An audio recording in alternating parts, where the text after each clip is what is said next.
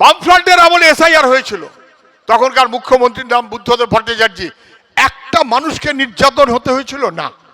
উনি নির্বাচন কমিশনের অপরাধের বিরুদ্ধে রুখে দাঁড়াননি। কি বললেন? আমার প্রাণ থাকতে এসআইআর নয়। এখন দেখা যাচ্ছে ওনার প্রাণও আছে, এসআইআরও হচ্ছে, মানুষ বিপদে পড়ছে। উনি ঠকিয়েছেন। আপনার ছেলের স্কুলের লেখাপড়া 12টা বাজিয়েছে। এখন ছেলে মেয়ের লেখাপড়ার জন্য প্রাইভেট স্কুল কয়েকশো অথবা কয়েক হাজার অথবা তার চেয়েও তো বেশি হাজার হাজার টাকা আমাদের খরচ হচ্ছে। এই সমস্ত লুটের টাকার 25-75 ভাগ করে কালীঘাটে পৌঁছে দিয়েছে, এমনকি চিটফান্ডের টাকা। লিখে রাখুন, বামফ্রন্ট যেদিন দায়িত্ব নেবে 6 মাসের বেশি সময় নেবে না। কালীঘাটের গলায় অথবা যারা যারা লুট করেছে গলার মধ্যে হাত ঢুকিয়ে দিয়ে লুটের টাকা পেট থেকে টেনে বার করে গরিব মানুষের মধ্যে বিলি করে দেবে। এই অসভ্যতার রাজত্ব আমরা পশ্চিম বাংলায় রাখবো না। যদি বস মানুষ চিনত, লোক চিনত।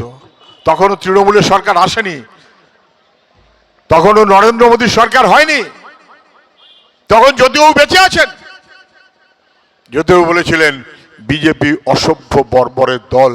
100তে 100 ভাগ সত্য কথা আজকে আমরা হারে হারে টের পাচ্ছি। কি বলেছিলেন? মমতার সবচেয়ে বড় অপরাধ ও খাল কেটে কুমির আনার মতন করে পশ্চিম বাংলায় বিজেপিকে নিয়ে এসেছে। একেবারে 100তে 100 ভাগ সত্য। এই দুটো বলে পশ্চিম বাংলা মানুষের কাছে উনি দাবি করেছেন, এই জেলার মানুষ, পাঁশকুড়ার মানুষ, কোলাঘাটের মানুষ তাদের কাছে দাবি করেছেন। কিন্তু তা সত্ত্বেও মানুষই ইতিহাস রচনা করে, রচনা করবে মানুষ। আমরা, আমি, আপনি, জনতা, আমরাই যখন রুখে দাঁড়াবো, আমরা ইতিহাস রচনা করব। না তৃণমূল না বিজেপি পশ্চিম বাংলাটাকে বদল করে দেবার এই সুযোগ। যখন পশ্চিমবাংলায় বামফ্রন্ট ছিল না, কি ছিল গ্রামের চেহারা? স্কুল কলেজ লেখাপড়া, গ্রাম এলাকা কি ছিল? আমি না জেনে বলছি, এই সাগরবাড়ের এই এলাকার যে রাস্তা দিয়ে আমরা আসলাম, এই রাস্তাটা কি ছিল বামফ্রন্ট তৈরি হবার আগে? হ্যাঁ অথবা না? না, ছিল না। এই দোতলা পাকা পাকা বাড়ি, ব্যবসাপত্র ছিল না? ছিল না। মাটির ঘর, টিনের চাল, এই রাস্তাঘাট বামফ্রন্ট, এই বাড়িঘর দর বামফ্রন্ট, আমাদের ছেলে মেয়েদের লেখাপড়া বামফ্রন্ট। আমি না জেনে বলছি। এই বিদ্যুতের আলো পাঁশকুড়ার কোথাও 1 ইঞ্চি বিদ্যুতের আলো ছিল না যখন বামফ্রন্ট আসেনি, ছিল না।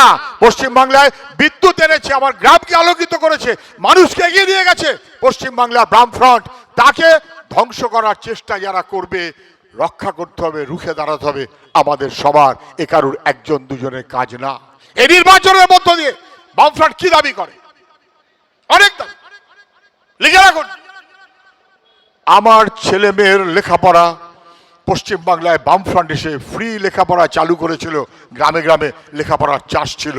তৃণমূল এসে স্কুল কলেজে 12টা বাজিয়ে দিয়ে মাস্টারমশাইদের সমস্ত দুর্নীতি করে, মানে চাকরি নিয়োগ বন্ধ করে দিয়ে, দুর্নীতি করে চাকরি নিয়োগ বন্ধ করেছে। বন্ধ করে আমার আপনার ছেলের স্কুলের লেখাপড়া 12টা বাজিয়েছে। এখন ছেলে মেয়ের লেখাপড়ার জন্য প্রাইভেট স্কুল কয়েকশো অথবা কয়েক হাজার অথবা তার চেয়েও তো বেশি হাজার হাজার টাকা আমাদের খরচ হচ্ছে। বামফ্রন্ট ফিরে আসা মানে পশ্চিমবাংলার প্রতিটি গ্রামের প্রতিটি কম বয়সের বাচ্চা ছেলে মেয়ে বাবা মা আগের মতন করেই ভালোবেসে আদর করে ছেলেটাকে স্কুলে পাঠাবে। মানুষ করার জন্য পয়সা খরচ হবে না, কারণ আমার ছেলেটাকে মানুষ করতে হবে, আমার প্রজন্মকে বাঁচাতে হবে। বামফ্রন্ট সে দায়িত্ব নেবে। 2, অনেক শ্রীদীপ সবগুলো বলে গেছেন। আমার পশ্চিমবাংলার ছেলে মেয়ে বাবা মার স্বপ্ন দেখে, ছেলেটা বড় হয়েছে, লেখাপড়া শিখেছে, কাজকর্ম করবে, একটা ভরা সংসার হবে, নাতিপুতি নিয়ে সংসার করব। কি দেখছেন? একটা ছেলে একটা মেয়ে নেই, ভিন রাজ্যে চলে গেছে, পরিযায়ী শ্রমিক, কাজের কাজ নেই। বাবা মা ছেলে মেয়েকে দেখাই পান না। নাতিপুতি ছেড়ে দিন, 7 দিনে একবার ছেলে একটা হ্যালো করে ফোন করে, ওইতেই বাবা মার শান্তি। পরিযায়ী শ্রমিক হয়ে গেছে আমাদের বাড়ির ছেলে মেয়েরা।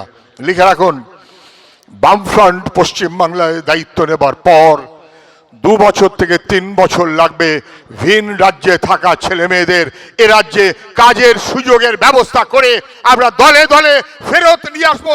আবার গ্রাম আগের মতন করে ফুলে ফেপে উঠবে, কাউকে বাইরে যেতে হবে না। কয়েক হাজার টাকা শুধুমাত্র না, ন্যূনতম মজুরি আমরা গ্যারান্টি করব, তার নাম হবে বামফ্রন্ট। আপনি লিখে রাখুন।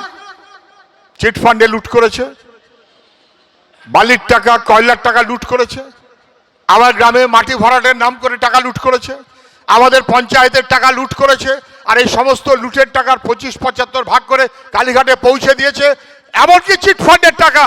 লিখে রাখুন, বামফ্রন্ট যেদিন দায়িত্ব নেবে 6 মাসের বেশি সময় নেবে না।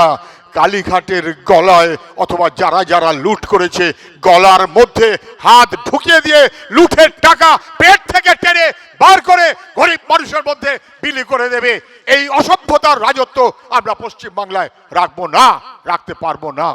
যারা ভাবছিলেন অনেক হলো তৃণমূল দেখি একটু, তারা বুঝে গেছেন, তারা ঠকে গেছেন, তারা বুঝে গেছেন, তারা ঠকে গেছেন। আপনি অনেক কথা ছেড়ে দিন, যা যা বলেছিল কোনটা মান্য করলো না? ছেলে মেয়েদের লেখাপড়া না, ছেলে মেয়েদের কাজ না মান্য করেনি, আমাদের নারীদের নিরাপত্তা না মান্য করেনি, কোনটা মান্য করেনি।